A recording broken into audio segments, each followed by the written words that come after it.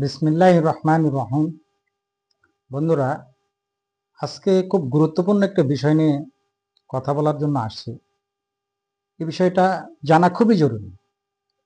আমাদের বাংলাদেশে ফৌজদারি কার্যবিধি, যাকে আমরা সিআরপিসি বলি, সেই বিষয়টার উপরে সরকার প্রায় 15টা জায়গায় পরিবর্তন নিয়ে আসছে বা সংশোধন করেছে। এটা 1898 সালের একটা আইন। তো এগুলো তো সংস্কার হওয়ার দরকার। তো 15টা জায়গায় সংস্কার করেছে। তার মধ্যে আমি আজকে একটি বিষয়ের উপরে আলোকপাত করব। সেটা হলো, আসামিকে যখন গ্রেপ্তার করা হয় তখন আসামির কি কি অধিকার আছে এবং গ্রেপ্তারের সময় পুলিশ কি নিয়ম নীতি অবলম্বন করবেন এবং গ্রেপ্তারের পরে আসামি কি কি সুরক্ষা পাবে। বিগত দিনে আমরা দেখেছি, আপনারা সবাই জানেন, যে সাদা পোশাকে পুলিশ আসতো। হ্যাঁ, তারা পুলিশ না কোন বাহিনীর লোক এটা আমরা বুঝতে পারতাম না। তারা আসতো এবং যাকে গ্রেপ্তার করা তাকে গ্রেপ্তার করতো, নিয়ে চলে যেত। এখন তার পরিবার একবার এই থানা, আরেকবার ওই থানা, একবার র্যাবের অফিসে, একবার পিবিআই অফিসে, একবার গোয়েন্দা অফিসে, বিভিন্ন ডিবি কার্যালয়ে, বিভিন্ন জায়গায় দৌড়ঝাঁপ করতো। কিন্তু আসামকে কোথায় রাখা হয়েছে এই অধিকারটুকুও জানার ক্ষমতা ছিল না তার পরিবারদের।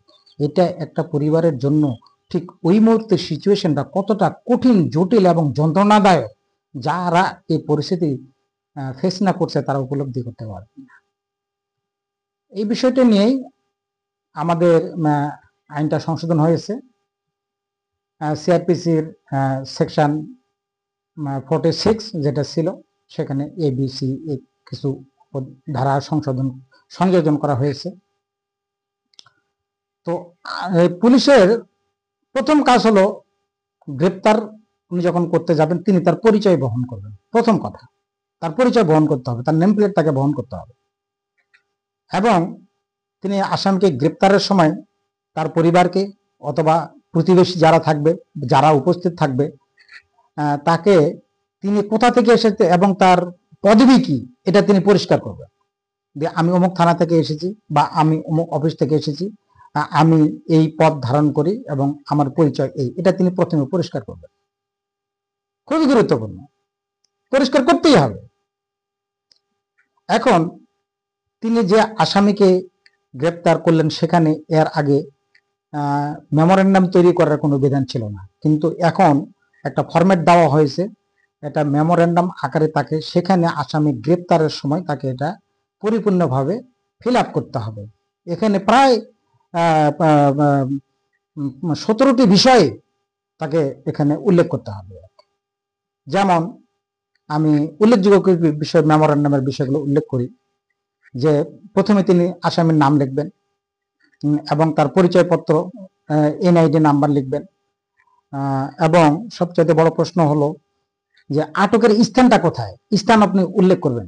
এটা কি ওনাকে রাস্তায় আটক করলো, কোনো দোকানে আটক করলো, না বাসা থেকে করলো, এটা অবশ্যই মেমোরেন্ডামে উল্লেখ করতে হবে। এবং কোন সময়ে আটক করা হলো এবং কোন তারিখে আটক করা হলো এটা অবশ্যই উল্লেখ করতে হবে। এবং গ্রেপ্তারের কারণটা কি সেখানে মেমোরেন্ডামে তাকে ওনাকে অবশ্যই লিখতে হবে যে কেন তাকে অ্যারেস্ট করা হচ্ছে এবং কার অভিযোগের পরিপ্রেক্ষিতে তাকে অ্যারেস্ট করা হচ্ছে সেটা উল্লেখ করতে হবে। তাকে যে অ্যারেস্ট করা হচ্ছে তার অভিযোগকারী কে, এটা খুবই গুরুত্বপূর্ণ। এবং কেস নাম্বার বা জিডি নাম্বার সে মেমোরেন্ডামে উল্লেখ করতে হবে। অ্যারেস্টের মামলা নম্বর বা মেমো নম্বর অবশ্যই উল্লেখ করতে হবে।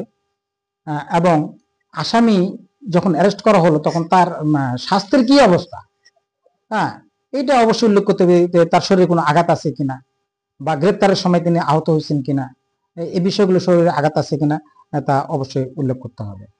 এবং আঘাত থাকলে তাকে ডাক্তার এখানে চিকিৎসা করার বিধান আছে এবং সেটা অবশ্যই রেজিস্টার্ড ডাক্তার হইতে হবে।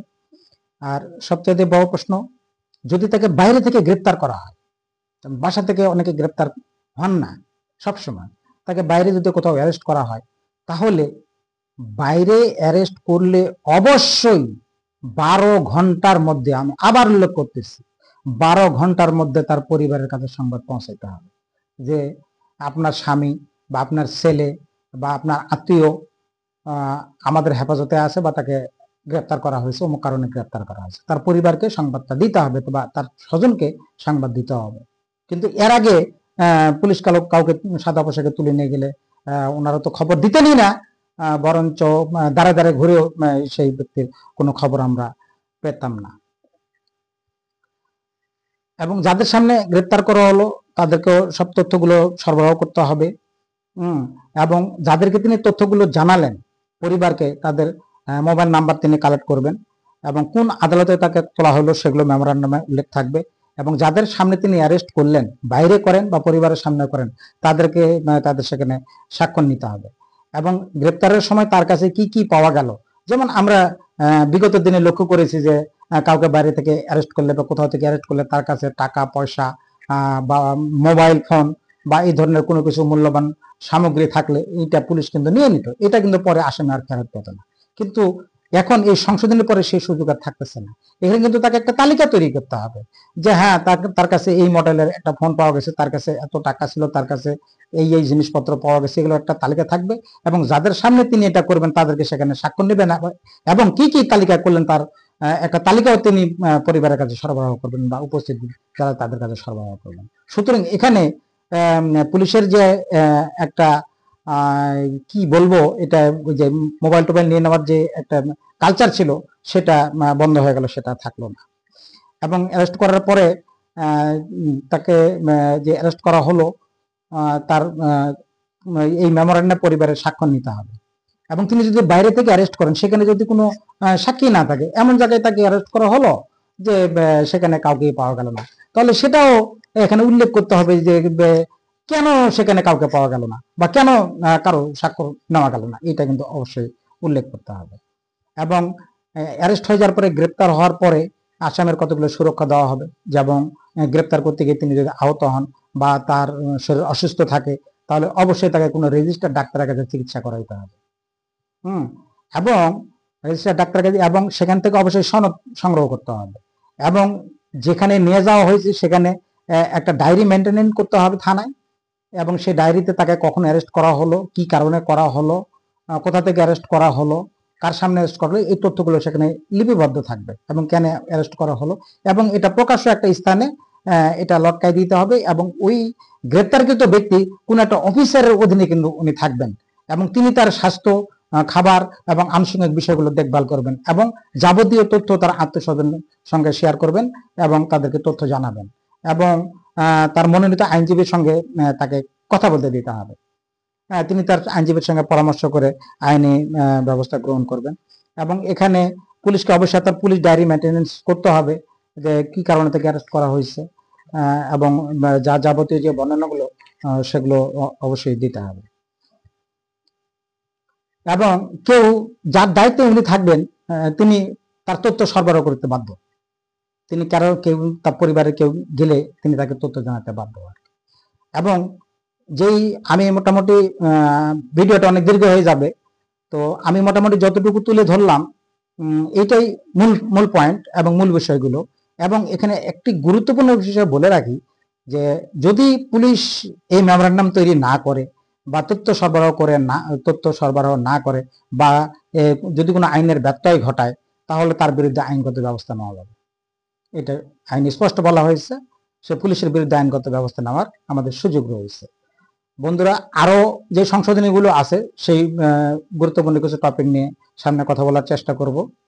সবাই ভালো থাকবেন, সুস্থ থাকবেন এবং নিজের দেশকে ভালোবাসবেন। ধন্যবাদ।